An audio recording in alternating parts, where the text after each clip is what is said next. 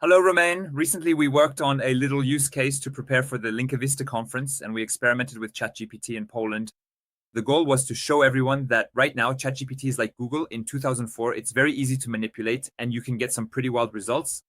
So I thought, let's do a deep dive. Let's dig into this case together. I'll show you everything. You'll be able to ask me any questions you're interested in, and you'll see how we did it.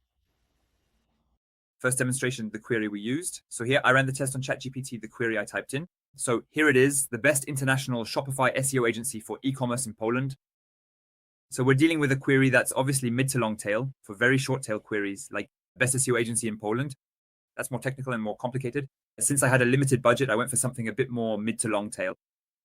And as you can see, when you type that into ChatGPT, I'm in private browsing here, you find Astrek in the #1 spot.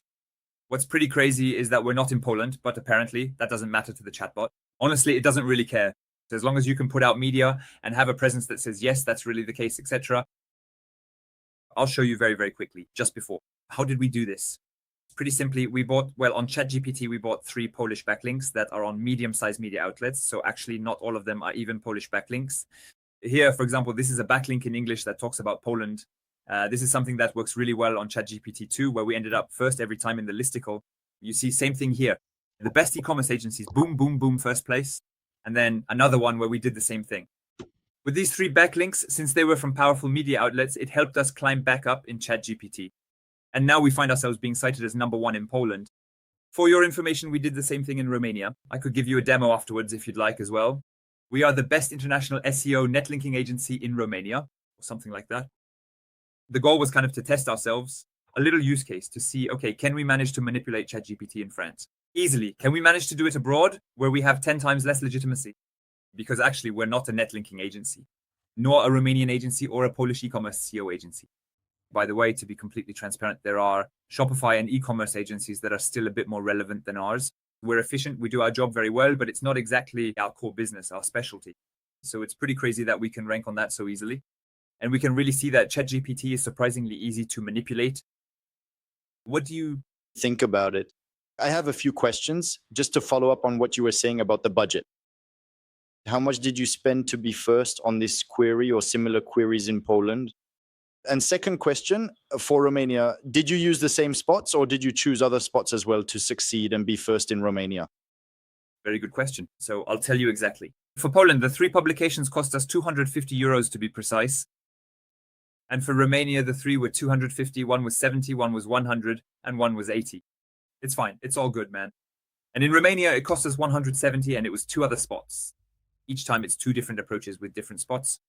The goal is to have media in the right language so that each time you have the right thing. I can even tell you exactly which spot cost me how much. I'll share my screen with you again so you can see, but honestly, it's really not something expensive. Especially in countries where the SEO culture is less developed, it allows us to have some pretty crazy ROIs. Here, I'm sending you my screen. You can display it. Here, we did 3 in Poland. 2 of them are working really well and getting good traction. This one cost us 80, I think. Let me check real quick. Yeah, 80 bucks. And the one in English as well, which helps us a lot and cost us 100. The third one is also showing some results, honestly. Maybe a little less than the other 2, but it's still getting some results. And that one cost us 70. Honestly, the price is pretty disconnected from how effective it is. Well, there's a slight correlation, but it's definitely not the most correlated factor. Overall, there's still a big focus on whether it's a good media outlet, whether the authority is strong, whether the platform is good. And something pretty crazy is that you can see here that it's a sponsored article. It's written just above, you see. I don't read Polish, but I imagine that articuli sponsoran means sponsored article.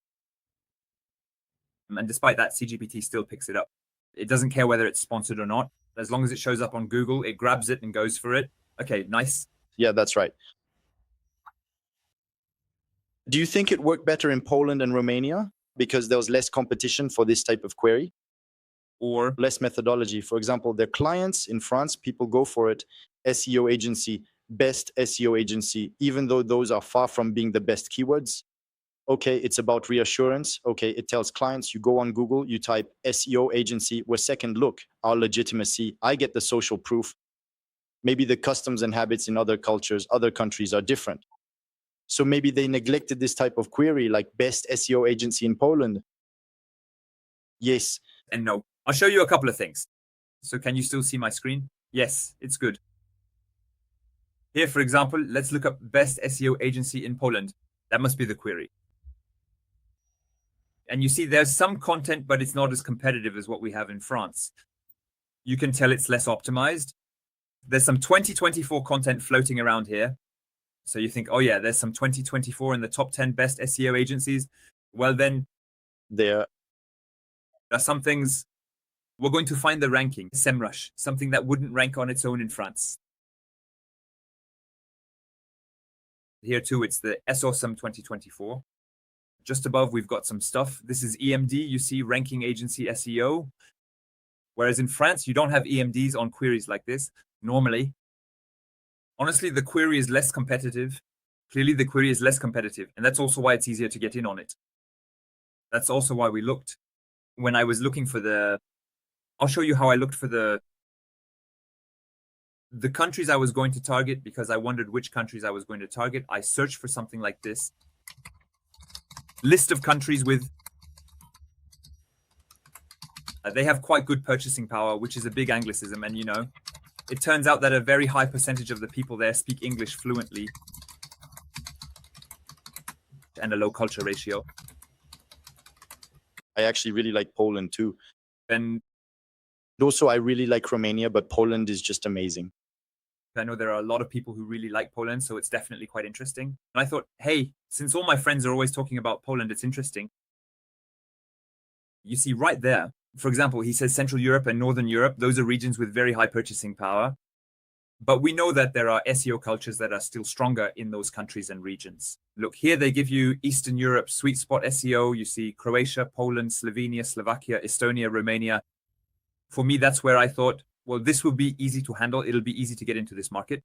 And on top of that, since they speak English, if the lead comes to me, I can convert them and I can work with them. I still can. It's not something that's lost. The goal was to do just that. And clearly it worked well, so I'm happy. Obviously, it's not a query that's going to bring in a huge number of leads in the long run, especially since we don't really have the relevance we claim to have. But if we had that relevance, and eventually we're going to translate the site into English and we'll have that relevance, potentially these are queries that will bring in leads. So clearly we're going for it. Okay, maybe two things before we finish. First, stay tuned for our upcoming videos. A lot is already happening on Linkavista. We rolled out a new feature in production yesterday. Quite a few big discoveries, so we're really happy that it caught on well. We won't say more. You'll have to investigate on your own if you're a loyal user, Linkavista user. And the second thing is that we're also going to make a big push on the geo side. So we're not going to say too much about it yet. Then we'll definitely talk more about it in an upcoming video. But stay tuned if you also want to potentially work with LLMs, ChatGPT, Claude, or other tools using this kind of articles, rankings, and maybe even put yourself ahead of competitors or not. There you go. Anything is possible, and we're going to roll this out to production very soon on Linkavista. That's it. With prices that can't be beaten, it's going to be really, really impressive. And the question I wanted to ask you is, for someone who's never done it before, how can they create this kind of content? Should they do it manually? Would it be more effective with Claude? Would you mind sharing your complete process just between us? Maybe a 3-step thing, Yeah. Actually, there's something you really emphasize in the language. The process, man. Not the whole process, no. Otherwise, it'll end up leaking into the slacks of competing SEO agencies. You know how it is. Clearly, there are two aspects when you do something like this. The first is choosing the spots. So that's something that's really important. And basically, you need to find powerful spots at affordable prices in foreign countries.